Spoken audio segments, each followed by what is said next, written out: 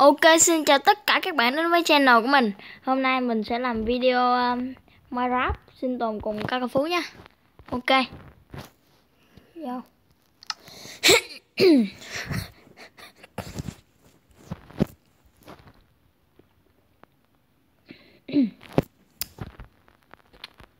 Ôi. Sao toàn là hoang mạc không vậy trời? Thôi trước tiên mình đi. Rồi, cát không? Đi lấy gỗ. Này kìa.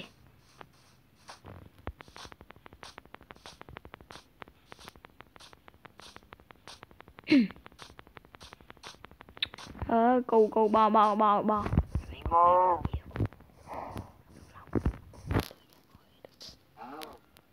Bánh đó, mày xử mày luôn, mới vô tao xử mày luôn. Chứ tao không có thịt ăn lại tao chết. Về được da.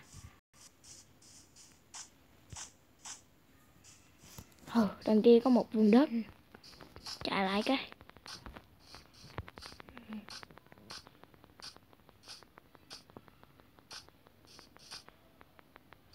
Đây, cù.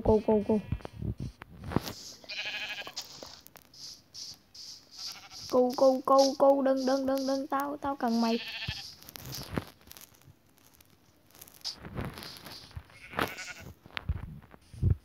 Tao đang cần mày.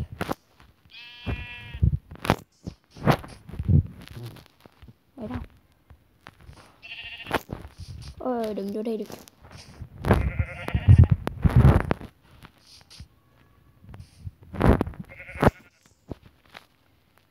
Trời ơi, chết. Ok.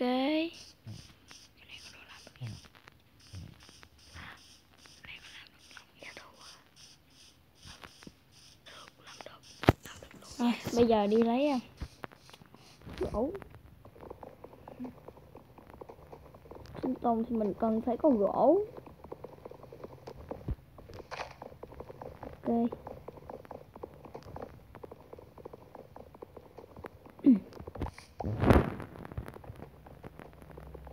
Gỗ ít ha.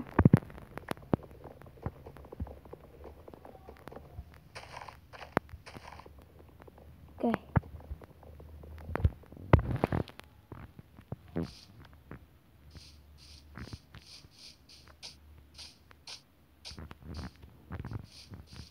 Mất con heo.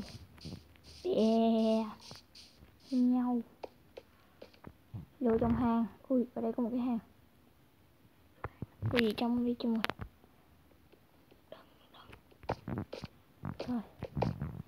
Bây giờ làm cái bàn chế tạo.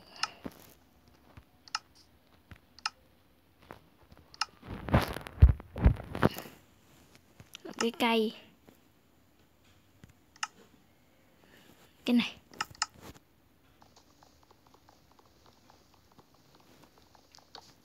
Ok. Đi đào sắt. Đầu tiên là đi đào đá chứ.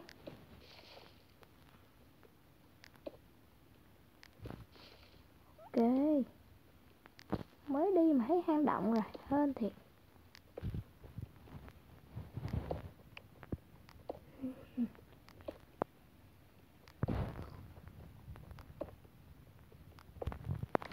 Ok.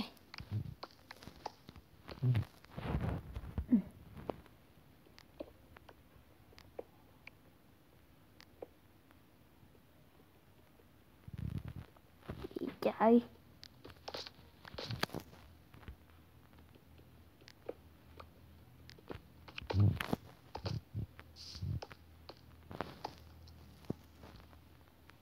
Bóng tối.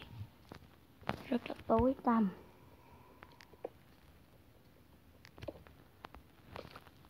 Nghe tiếng luôn. Thôi tốt nhất là đi lên. Ok. Đi đâu đây? Cái hang. Rồi lên đi. Rồi trong đây toàn là hang không vậy?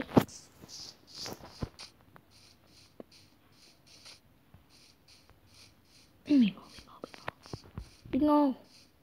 Nhiều bí ngô thế. Ở đây có một dân làng. Ngôi làng. Wow. Cặp bi ngô.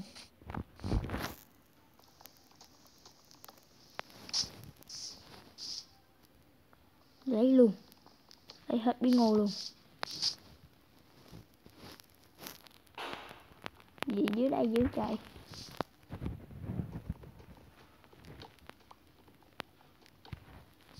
Rồi lấy vô đây thôi.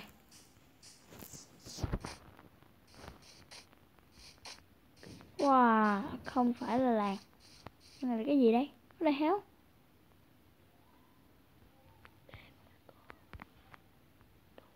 Cái gì đây? Wow.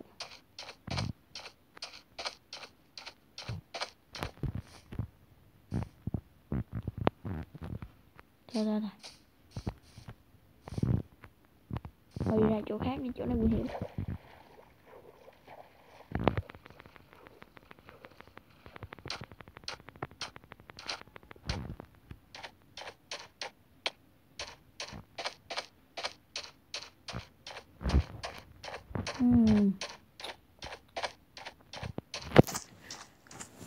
Cái này cát nhiều thế.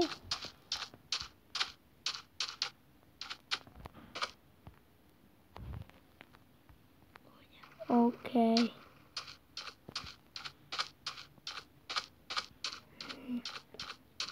Lên đây đi.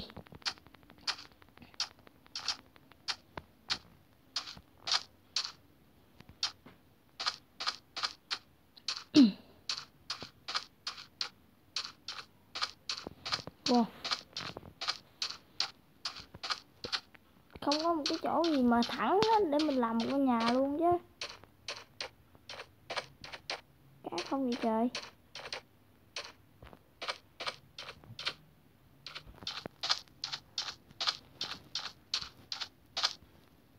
Rồi rồi. Ơi.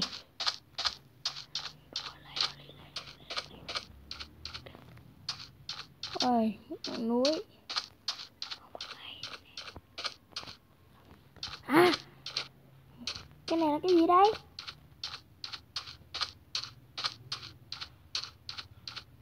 Tại sao có một cái căn nhà dưới đây đây?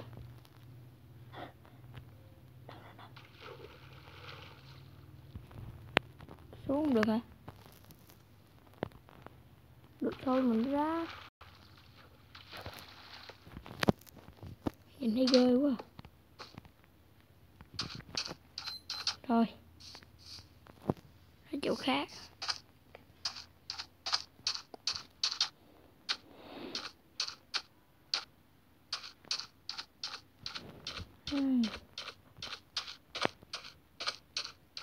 Mấy con này có cái đó cũng sống được nữa.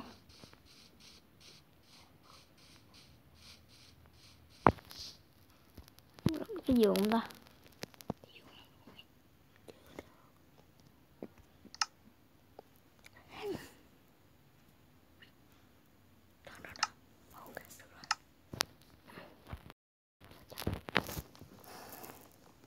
Ok.